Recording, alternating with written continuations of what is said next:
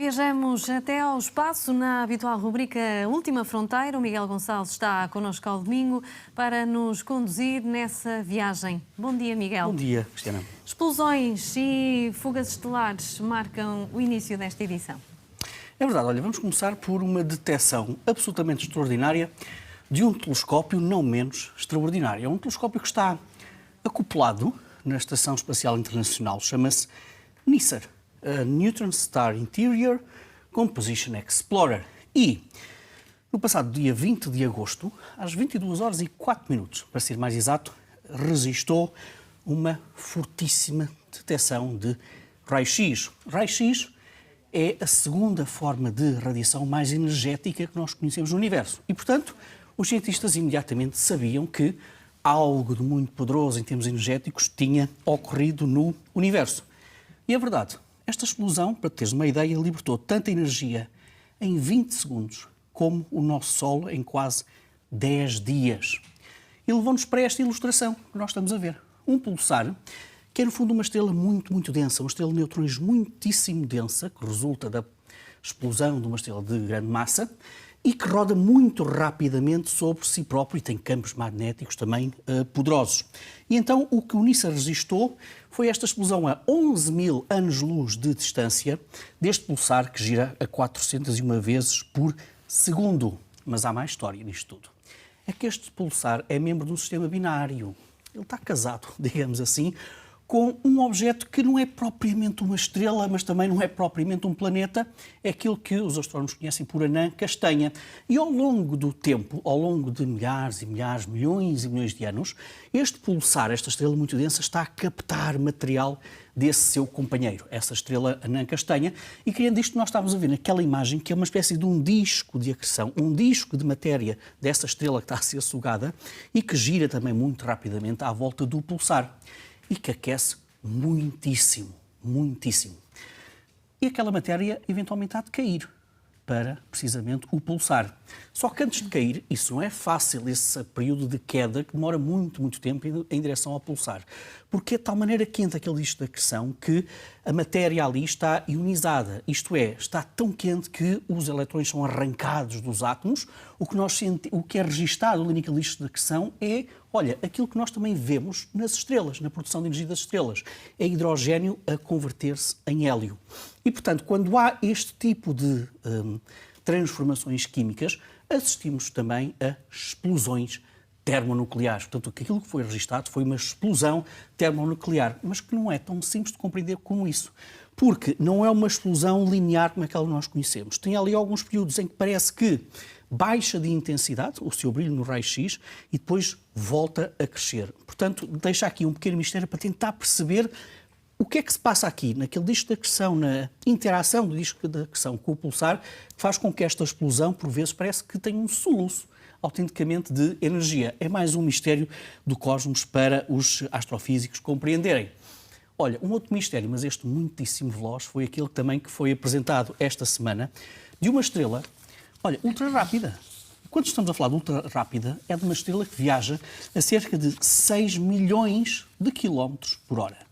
Nós já conhecemos algumas destas estrelas hiper rápidas, há coisa de 20 anos conhecemos algumas destas estrelas, mas graças a telescópios cada vez mais potentes que nos conseguem identificar precisamente a trajetória destas estrelas, os astrónomos conseguem descobrir a história desta estrela. E então qual é que é a história desta estrela?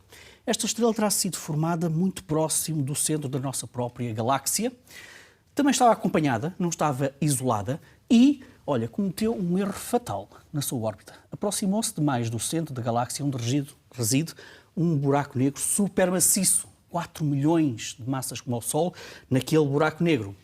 A companheira desta estrela, olha, foi autenticamente despedaçada pelo buraco negro. E no buraco negro, obviamente, não sabemos onde é que ela andou.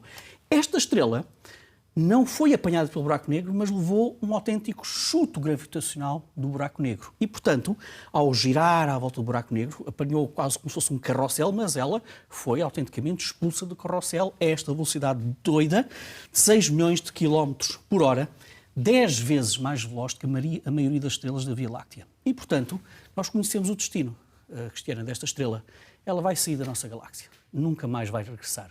Isto permite-nos ter uma pequena ideia da gigantesca força e como o próprio buraco negro afeta aquilo que se aproxima dele. Ou é despedaçado, comido autenticamente por buraco negro, ou então sofre um pontapé gravitacional que atira uma pobre estrela para fora da nossa galáxia.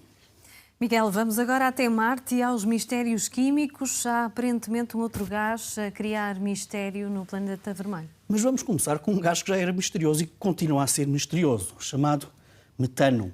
É que a Agência Espacial Europeia veio dizer esta semana que esteve a rever os dados de uma detecção feita pelo rover Curiosity, que está na superfície de Marte, rover da NASA, este que estamos a ver, que está na cratera Gale, e que relatou, a 19 de junho, um pico de metano, de cerca de 21 porções por milhão volúmico. Isto quer dizer que, para termos uma pequena ideia, 21 ppv, a atmosfera da nossa Terra tem cerca de 1.800 moléculas de metano por milhar de milhões neste volume. Em Marte apenas tem 21. É uma atmosfera muito rarefeita, mas está lá o metano. O Curiosity à superfície mediu um pico desse metano. Mas qual é que é o problema? O problema é que a ESA veio agora dizer que nós na altura não detectámos nada disto e agora nós fizemos uma revisão dos nossos dados e continuamos a dizer que não conseguimos detectar aquela medição de metano feita pelo rover Curiosity à superfície.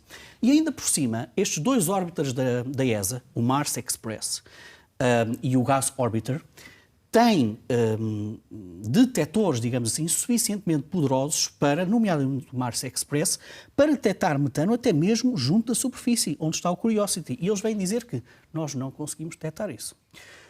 Parece que temos aqui uma contradição entre detecções de metano, mas o Curiosity, a equipa científica do Curiosity diz que aquela medição é real. Será que nós estamos perante uma medição de metano que praticamente desaparece poucos metros acima da superfície? Qual é esta medição? Qual é a origem desta medição? É que geralmente quando ouvimos falar em metano, os astrobiólogos ficam muito excitados. Porque uma das fontes de metano, como nós conhecemos aqui na Terra, é biológica. Só que também pode ser geológica. Quando temos água em contacto com pedras, pode haver libertação de metano. E, portanto, mantém-se este mistério porque os órbiters da ESA dizem que não encontram aquela detecção de metano, o Curiosity diz que sim. Mas como eu estava a dizer, e como tu disseste também muito bem, já não bastava o metano para este mistério todo e o Curiosity veio revelar outro elemento químico que nos está a surpreender, que chama oxigênio. É que nós sabemos que a atmosfera marciana é constituída cerca de 95% em dióxido de carbono, em volume, atenção, em dióxido de carbono, 2,6% em azoto molecular, 1,9% em argon e também oxigênio molecular. E todos estes elementos químicos que eu falei têm variações nas suas concentrações na atmosfera marciana. Concentrações que nós conhecemos muito bem, que a química consegue explicar muito bem, à exceção do oxigênio. É que a detecção do oxigênio, por vezes em certas alturas destas detecções, está um bocadinho acima daquilo que é o esperado. Daquelas que são as reações químicas que nós conhecemos aqui na Terra e que explicam aquilo. Noutras alturas, o oxigênio está abaixo do valor esperado. Isto quer dizer o seguinte, quer dizer que há algo, ou alguém, mas vamos deixar o alguém para já de lado, que está a colocar oxigênio, mas também a utilizar esse mesmo oxigênio.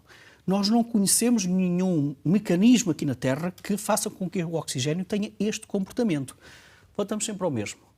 O oxigênio também tem fontes biológicas, mas também tem fontes geológicas. E, portanto, temos aqui dois gases, e eu até vou pedir ao nosso Vasco Josué para colocar aqui uma imagem que é particularmente interessante de tudo isto, é que nós vemos aqui com o oxigênio e o metano nesta foto.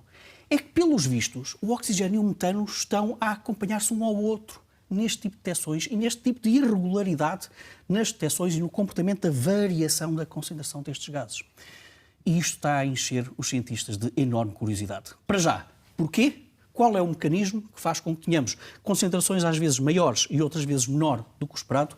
E aquela 1 million question e answer já agora, qual é a fonte de tudo isto? Biológico ou geológico? As fichas neste momento estão todas para fontes geológicas, mas ainda há assim alguém que pensa que será que isto tem alguma coisa a ver com vida? Não temos para já nenhum dado que permita dizer que vai nesse sentido.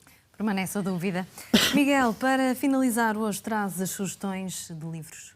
Trago algumas sugestões de livros. Olha, de autores que ainda por cima estiveram recentemente aqui em Portugal, aliás, ontem numa conferência em Lisboa. Eu vou começar com este. A realidade não é o que parece, Carlo Rovelli, da Contraponto, do Grupo Porto Editora. É provavelmente um dos melhores cientistas a escrever de uma maneira poética aquilo que é a realidade, o universo e, sobretudo, um tema que o fascina a todos nós, já agora, que é o tempo. O que é o tempo? O que é o tempo do ponto de vista científico? Porque é que, numa entrevista que eu dei recentemente, porque é que nós nos lembramos das coisas do passado, mas não do futuro? Já que o tempo é algo assim tão misterioso. Um livro muito, muito interessante sobre todas estas temáticas. Ontem também esteve em Lisboa Adam Rutherford, e este é o livro também que foi colocado há pouco tempo nas nossas livrarias, uma breve história de todas as pessoas que já viveram o que é que os nossos genes têm para contar.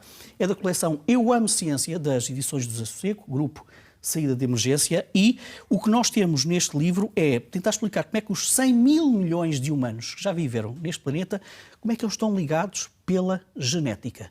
Será que isso consegue explicar algumas das tendências da humanidade e que saídas e portas nos pode dar este estudo da genética desde os tempos mais remotos até o presente? Depois, ainda também da coleção Eu Amo Ciência, Neil deGrasse Tyson e Donald Goldsmith, Origens. Qual é a origem disto tudo? Não estamos a falar só da humanidade, das estrelas, das galáxias, dos planetas, um livro fabuloso também da coleção Eu Amo Ciência. E depois, também para nos continuarmos a pensar sobre nós próprios enquanto espécie e a relação com a inteligência artificial. Life 3.0, de Max Tegmark, do Don Quixote, é um professor do MIT, e a relação entre a inteligência artificial e a evolução do ser humano. Finalizamos com as tuas sugestões. Agora um curto intervalo. Voltamos já a seguir para a terceira hora de Bom Dia Portugal. Até já.